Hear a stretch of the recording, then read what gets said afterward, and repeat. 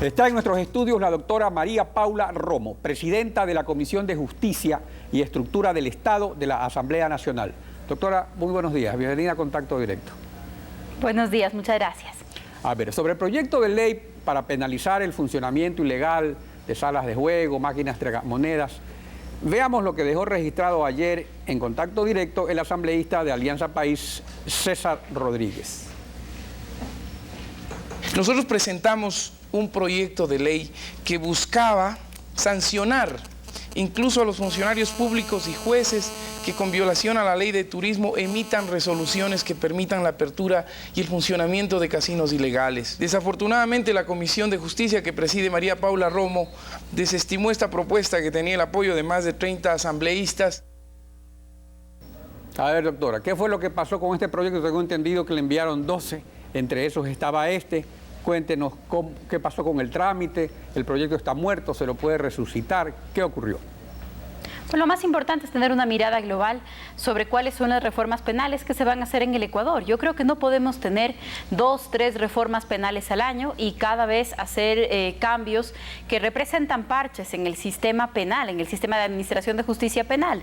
Pero esto de que no está penalizado y ahora vamos a ver si se penaliza, eso no es exacto. Ya se encuentra penalizado en el Código Penal, en el artículo 313, se habla de la pena para los que establezcan casas o mesas de juego prohibido sin permiso de la autoridad respectiva. Entonces está penalizado. Existe no solamente una pena de 3 a 6 meses, si no me equivoco, de prisión, sino también una multa y la posibilidad del comiso de todos los bienes que se utilicen para los juegos, las máquinas, inclusive el dinero con el que estén operando esos lugares. Entonces, esta es una conducta, el operar salas de juego, casinos, máquinas tragamonedas, todas esas cosas que tienen que ver con los juegos de azar, sin el permiso respectivo, está ya penalizado en el Código Penal. ¿Qué es exactamente lo que se analizó en el trámite? Primero, si es que debemos empezar cada vez que hay un problema político, porque ojo con eso, cada vez que hay algún problema, un escándalo, decimos, bueno, aumentemos la pena. ¿Será que aumentamos la pena o será que perseguimos el delito y aplicamos la pena, la que existe, que funcione? Además, hay que hacer una reflexión que es importante y nosotros la hicimos cuando tratamos el tema de la reforma penal. Hoy hay una gran dispersión en las normas. Además, como se hacen estos parches, no guardan proporción las penas entre unos y otros delitos. Entonces resulta que el que más nos preocupa le subimos a ese la pena y luego queda totalmente fuera de lugar en relación con las otras cosas. El tema de los juegos de azar, hace rato que debe superar el asunto de la legislación penal, porque no solamente debe ser regulado penalmente.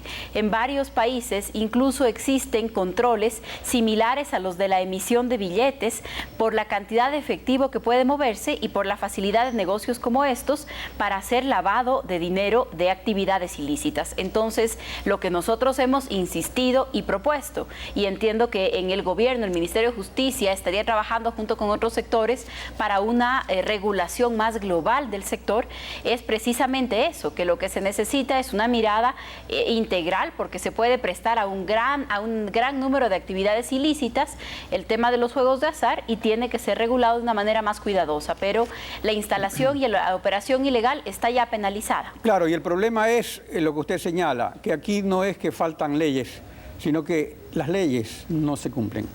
Por eso creo que es necesario que inmediatamente veamos qué fue lo que dejó registrado el presidente de la Corte Constitucional sobre este tema. Invito a las autoridades inmiscuidas en este tema a que acudan a la Corte Constitucional a hacer uso de los instrumentos jurídicos vigentes. Yo no puedo actuar de oficio, pero ellos tienen la obligación de utilizar el instrumental constitucional actual para nosotros disciplinar a estas actividades, a los mandatos de la Constitución vigente. Doctor, entonces aquí resultaría que lo que hay es fintas, amagos, como usted dice, por un problema político. Presentan un proyecto de ley, mandan a clausurar y lo que dice el presidente de la Corte, o sea, si no les obedecen al Ministerio de Gobierno los intendentes, ¿qué hay que hacer entonces? O sea, aquí lo que habría es una inacción del gobierno realmente para cumplir con la ley. Mire, yo no creo que sean amagos. Presentar un proyecto de ley está dentro de nuestras facultades legislativas. En el proyecto que se presentó cuando nosotros tramitábamos la reforma, lo que se proponía es un incremento de la pena, un incremento de la multa y una redacción diferente del artículo. Eso no es un amago, está dentro de nuestras facultades. Lo que debemos hacer es analizar con responsabilidad si eso resuelve o no resuelve el problema. Tampoco creo que sea un amago la clausura. Se clausuran a diario muchos de estos lugares y lamentablemente eso no impide que sigan funcionando. Así sucede con otras actividades ilícitas, porque además la clausura, la sanción, la multa no es lo mismo que la sentencia. Y yo no coincido en que este sea un problema de inacción, para tomar sus palabras, del gobierno. Yo creo que sí es un problema de la administración de justicia y ahí debemos volver a preguntarnos si nos interesa que estos temas sean procesados penalmente, si con los recursos limitados que tenemos, económicos y humanos en el aparato de justicia, si con más de 160,000 causas pendientes ya en los jueces penales. Ni siquiera me refiero a la cantidad de noticias de delito con las que no se hace nada en la Fiscalía General del Estado.